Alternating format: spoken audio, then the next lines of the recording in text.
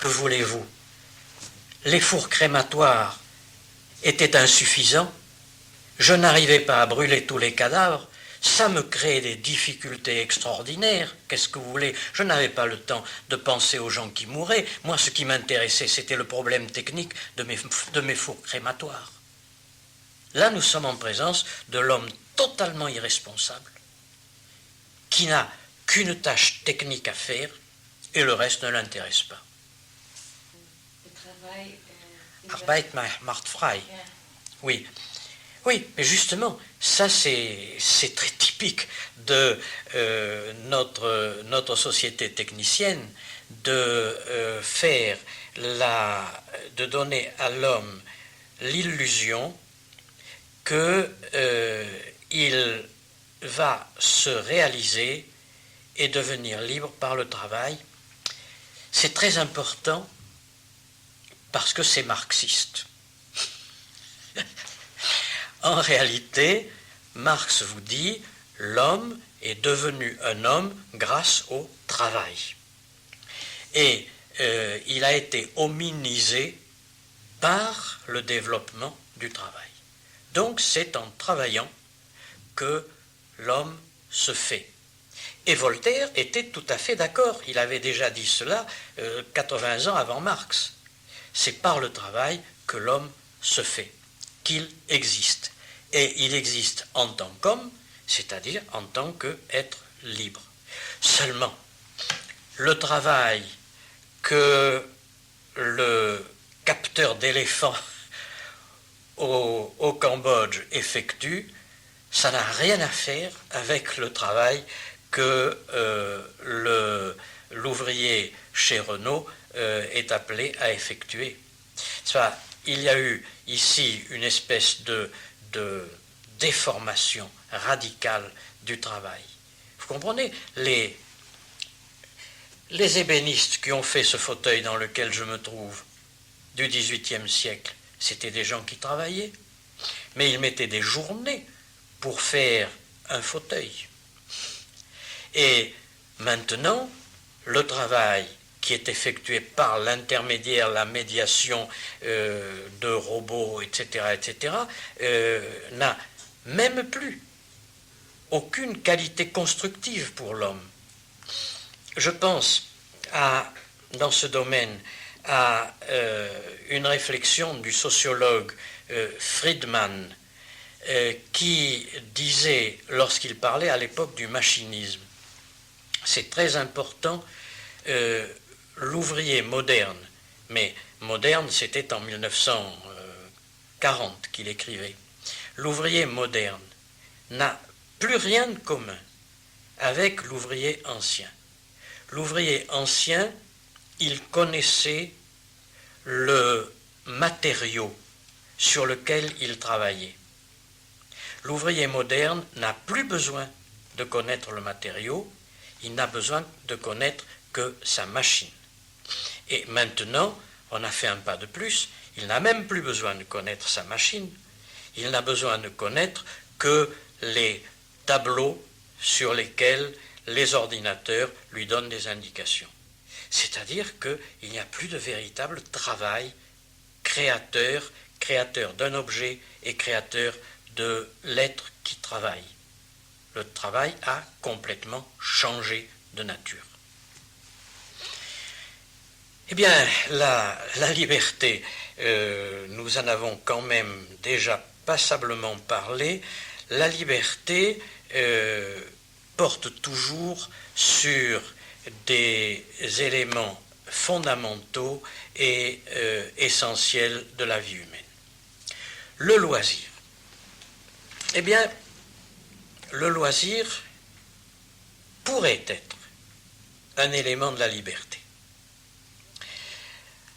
Lorsque j'allais à la faculté à pied, à plusieurs kilomètres d'ici, je traversais tout des villages où il y avait ce que l'on appelait des jardins ouvriers. C'est-à-dire que c'était des petites maisons avec un jardin autour.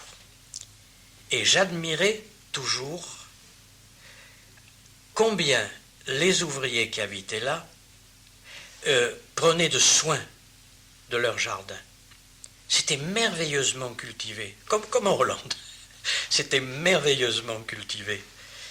Ils aimaient les fleurs, ils aimaient les choses qu'ils faisaient pousser eux-mêmes. Donc, à ce moment-là, le loisir est quelque chose de très positif. Et de même, je vais ici évoquer le nom d'un homme que je crois absolument fondamental, Radovan Richta. Vous ne connaissez probablement pas Radovan Richta. Radovan Richta a été le seul qui a pensé la révolution tchèque de 1968. Radovan Richta a disparu. C'est-à-dire que lorsque les Russes ont repris le pouvoir, on sait ce que sont devenus tous les hommes politiques qui ont participé à 1968 en Tchécoslovaquie, sauf un. Radovan Richta a disparu totalement. Et il a laissé 2 œuvres essentielles dans lesquelles il fait l'analyse la plus solide, la plus sérieuse de la relation entre le marxisme et la technique, et comment la technique pourrait être utilisée de façon humaine dans un socialisme humain. Il a fait un travail économique absolument étonnant. Et il dit, et c'est pour ça que je le cite à propos du loisir, je fais assez confiance à l'homme pour être convaincu que si l'homme était libéré par des techniques très développées, et s'il avait un peu de temps devant lui, eh bien, il trouverait des moyens intelligents pour utiliser sa vie. Et Radovan Richta était convaincu que, de même que moi j'avais vu mes jardins ouvriers, que l'homme trouverait le moyen, en effet, d'occuper son temps positivement. Et moi aussi, je suis convaincu que l'homme pourrait trouver les moyens d'occuper son temps positivement. Je prends un autre exemple qui vous paraîtra curieux peut-être à vous, Hollandais. Eh bien, avant la guerre de 1914, l'endroit où les ouvriers français inventaient la révolution, en dehors de Karl Marx, où il créait ce qui a été aussi un très grand mouvement de libération, ce qu'on a appelé l'anarcho-syndicalisme. Eh bien, ces ouvriers français, après le travail, ils se réunissaient au café. Et c'était au café qu'après le travail, après 10 heures, 12 heures de travail, ils passaient du temps pour rédiger un journal extraordinaire. Entre les années 1900-1910, il y a eu un journal français ouvrier extraordinaire. Et que les ouvriers au café avaient besoin de penser. Là, on ne les avait pas conditionnés, on ne les avait pas déterminés, c'était eux-mêmes qui se rassemblaient pour penser, et pas pour défiler dans la rue. Et je suis convaincu que l'homme est encore capable d'utiliser son loisir comme ça. Malheureusement, le plus souvent, les techniques humaines, les techniques d'influence dont nous avons parlé tout à l'heure, orientent l'homme dans une toute autre utilisation du loisir. Mais le loisir prenez donc l'avion et allez donc aux Bahamas. Et là, vous verrez comme c'est beau, comme c'est intéressant, comme c'est amusant, etc., etc. Et à ce moment-là, le loisir est quelque chose de tout à fait destructeur de la personne. Vous voyez, c'est pour ça que je dis, la partie n'est pas tout à fait jouée. Il y a encore 1 minute devant nous. Nous ne sommes pas encore à la 25e heure. Cette disparition.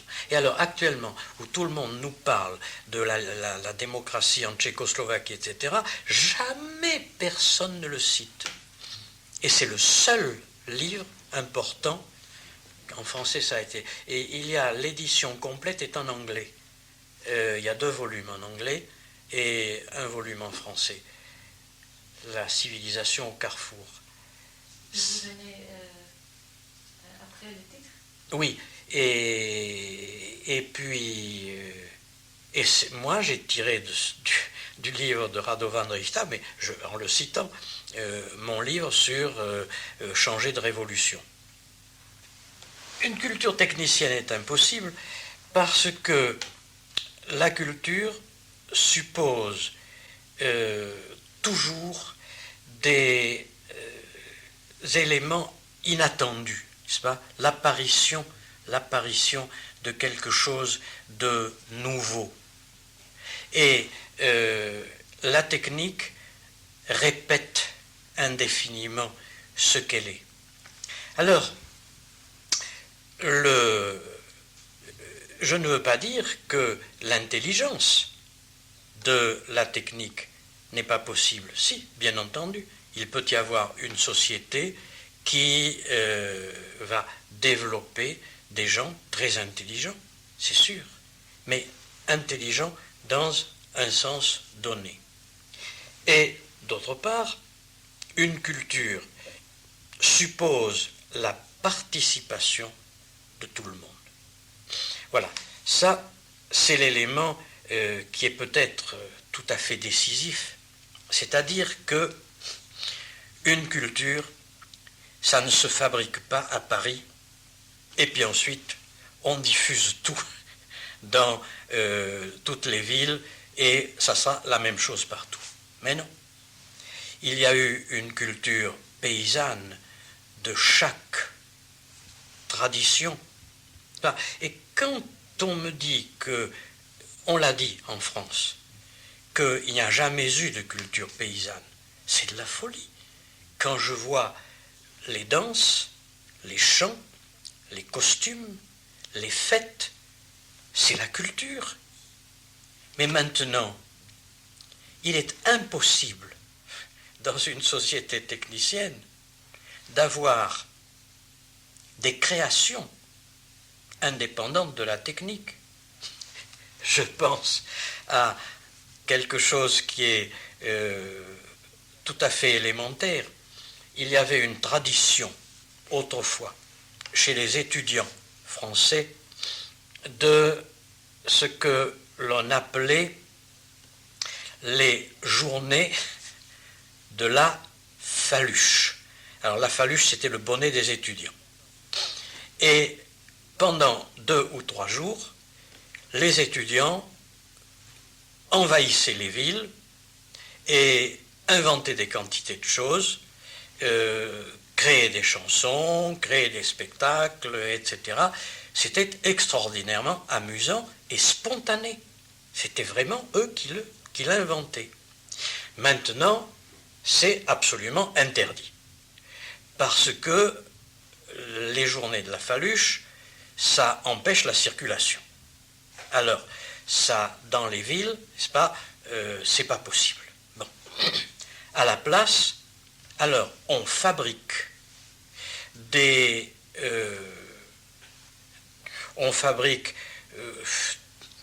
événements culturels comme, par exemple, le Festival d'Avignon, mais ça, c'est fabriqué à Paris par des spécialistes. Ce n'est pas le peuple qui crée sa culture à lui. On lui en donne une, toute faite. Et avec la technique, on ne peut pas faire autrement. Ça serait un désordre absolument incroyable si chacun se permettait d'inventer lui-même un élément de la culture, si des groupes étaient suffisamment nouveaux. On le retrouvera d'ailleurs, je parlerai des écologistes, et ça a été très, très caractéristique parce qu'eux aussi ont pensé à créer une culture différente et ils ont été vaincus. Par la technique. Oui, ils ont été vaincus par la difficulté de s'opposer à l'impératif de la société technicienne et par la difficulté également de, au fond, de faire accepter dans le public ce qu'ils proposaient. Parce que le public est tellement habitué à un certain modèle culturel, technique, que lorsqu'on en sort, le public est assez dérouté, est assez perdu. Oui, au sujet de la transformation de la nécessité en liberté, il y a une pensée de Marx qui est absolument fondamentale et qui explique toutes les perspectives de sa révolution. Marx dit que le capitalisme, en se développant, non seulement rend l'homme esclave, mais détruit peu à peu l'humanité dans l'homme. Et détruit cette humanité d'une façon complète, sa culture, son intelligence, etc. Mais l'homme n'est pas détruit pour autant.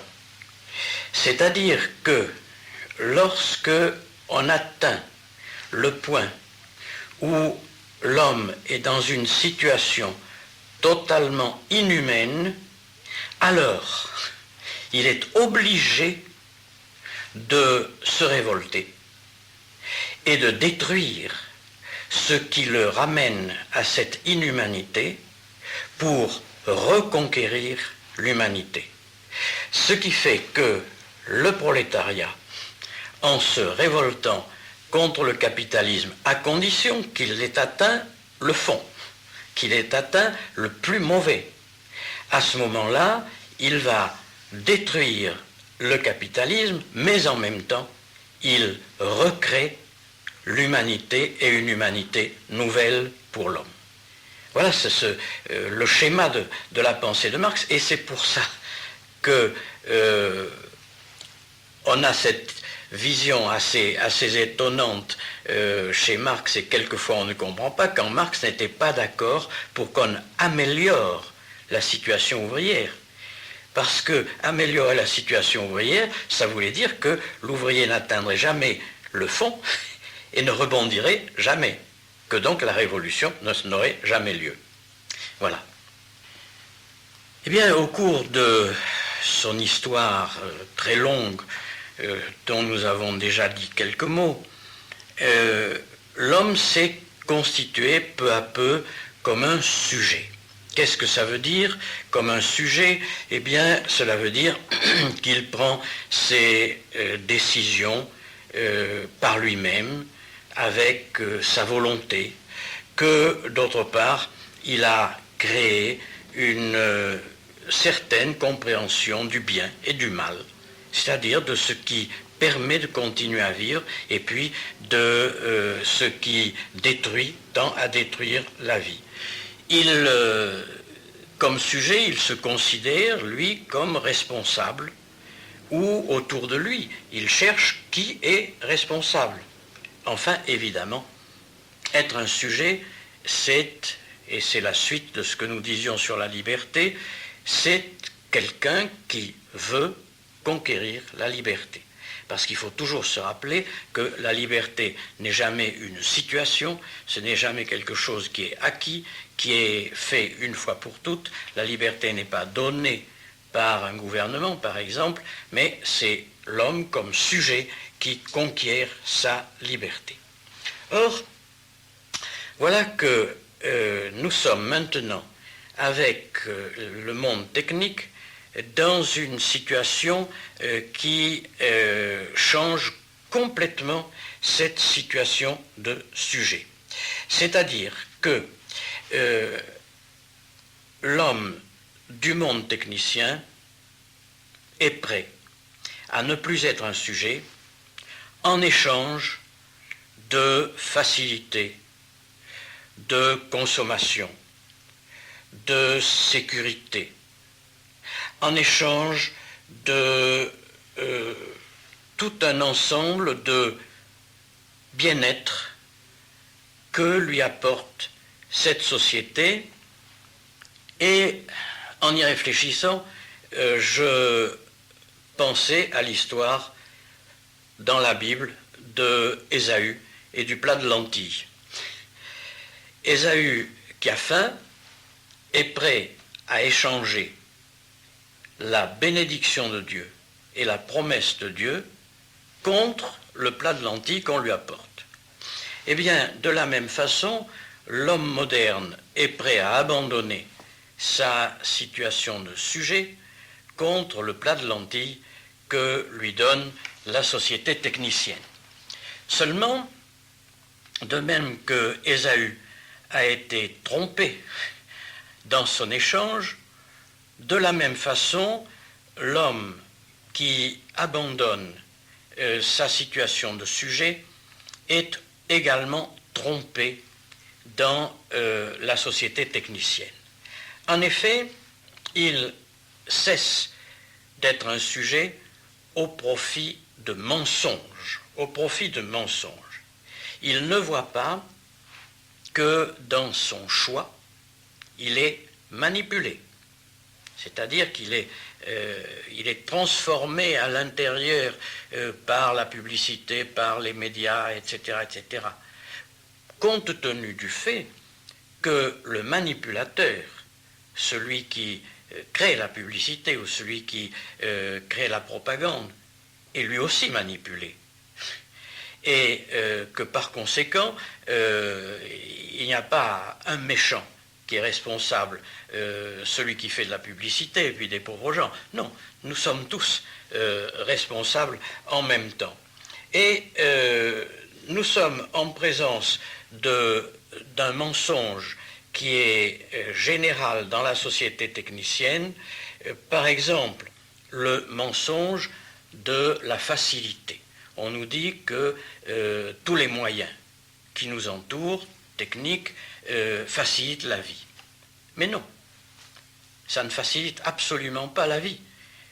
Nous vivons dans un monde qui est extraordinairement compliqué et où il faut de plus en plus de précautions, de plus en plus faire attention à tout ce qui se passe autour de nous. Ce n'est pas du tout une simplification. Exactement, par exemple, quand on nous dit qu'on nous fait gagner du temps. Mais on gagne du temps avec tous les appareils, pourquoi faire? À partir du moment où la vie n'a plus de sens et où l'homme n'est plus un sujet, qu'est-ce qu'il va faire avec le temps qu'il gagne? Quand nous faisons de l'auto et que nous sommes dépassés par des voitures qui vont à 160-180 km à l'heure, je me dis toujours, ils vont arriver un quart d'heure ou 20 minutes avant nous.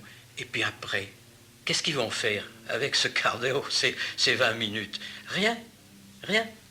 De même, quand dans le monde technicien, on nous dit vous allez avoir la sécurité. Alors, ça, c'est quelque chose que j'ai bien connu à la campagne. Les paysans ont été attirés par le monde technicien, par ce qu'ils pensaient être la sécurité. Combien de fois j'ai entendu les paysans dire, vous comprenez, nous ici, la vigne, il suffit d'un orage, il suffit de la grêle, en quelques heures, la récolte est anéantie. Nous vivons dans une insécurité complète. En ville, je suis employé à la poste, je suis employé au chemin de fer. À la fin du mois, j'ai mon salaire, j'ai une sécurité complète. Et oui, mais les pauvres, ils ne savaient pas qu'en réalité, ils entraient dans un système qui est également un système d'insécurité, que, par exemple, ils allaient connaître, ce qu'ils ne connaissaient pas alors à la campagne, des phénomènes d'insécurité dus à la pollution, que nous connaissons davantage en ville qu'ailleurs, et puis surtout l'insécurité effrayante du chômage.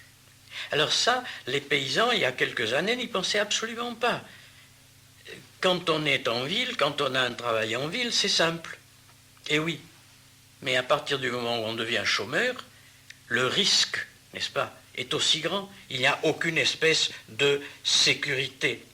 Et jusqu'à présent, on est arrivé à peu près à répondre, l'homme arrivait à peu près à répondre aux difficultés, aux complications, mais avec la grandeur considérable des problèmes que nous rencontrons, ce n'est plus possible de trouver sa réponse.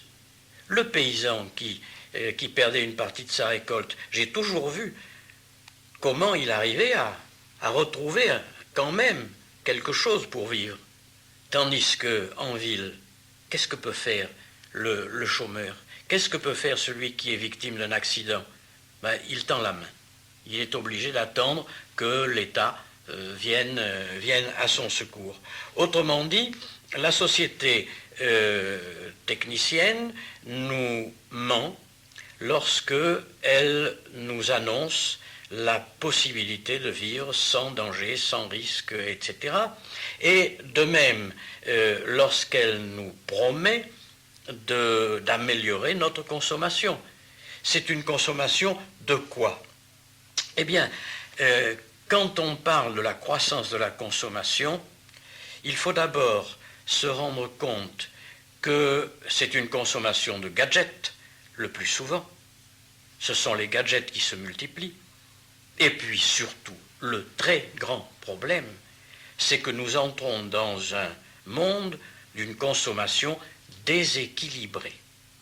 Ça, c'est bien connu et nous y reviendrons. De plus en plus, il y a des nations riches qui surconsomment et qui gaspillent, et d'autres nations qui sous-consomment, et le fossé est de plus en plus grand, ce qui fait que l'homme cesse d'être un sujet, c'est-à-dire il ne peut plus agir là-dessus. Je peux faire toutes les actions que je voudrais et écrire les livres que je veux, etc., etc. Je ne vais pas combler le fossé entre les nations riches et les nations pauvres.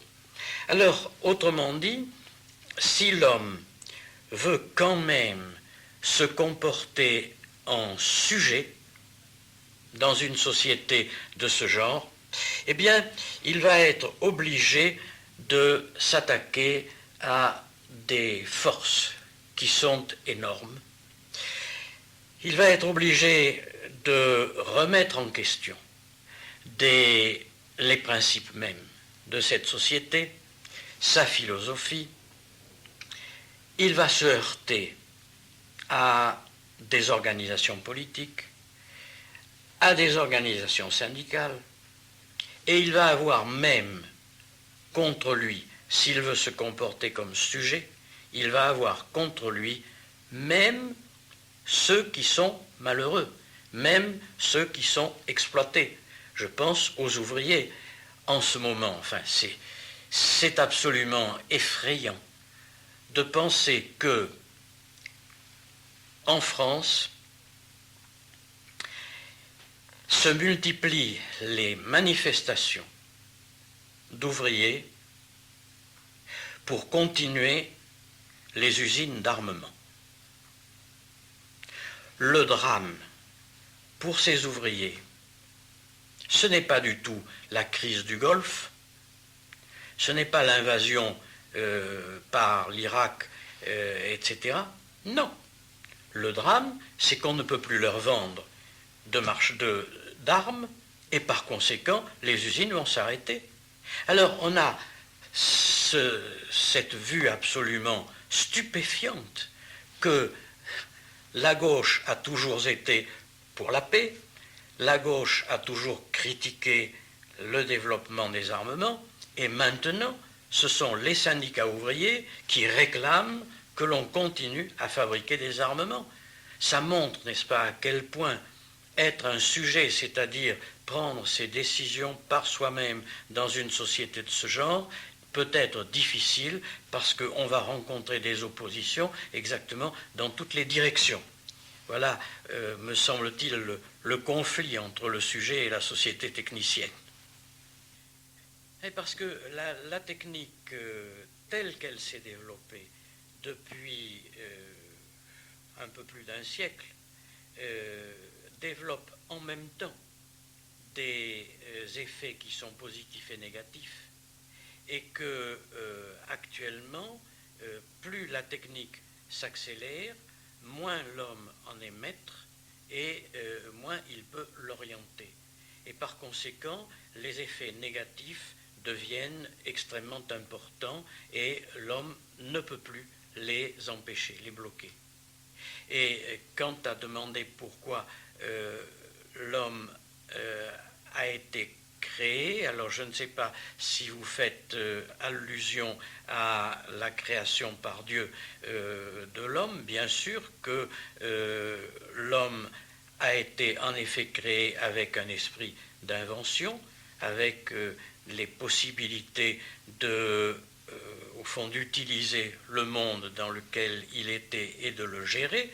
Donc il n'y a aucun mal à développer un certain nombre de techniques, mais c'est à partir du moment où les techniques ont dépassé les capacités humaines que le mal a commencé, parce que l'homme s'est trouvé en présence d'une puissance qu'il ne pouvait plus maîtriser. Oui, ça, l'homme vivant dans le monde a besoin d'une explication du monde.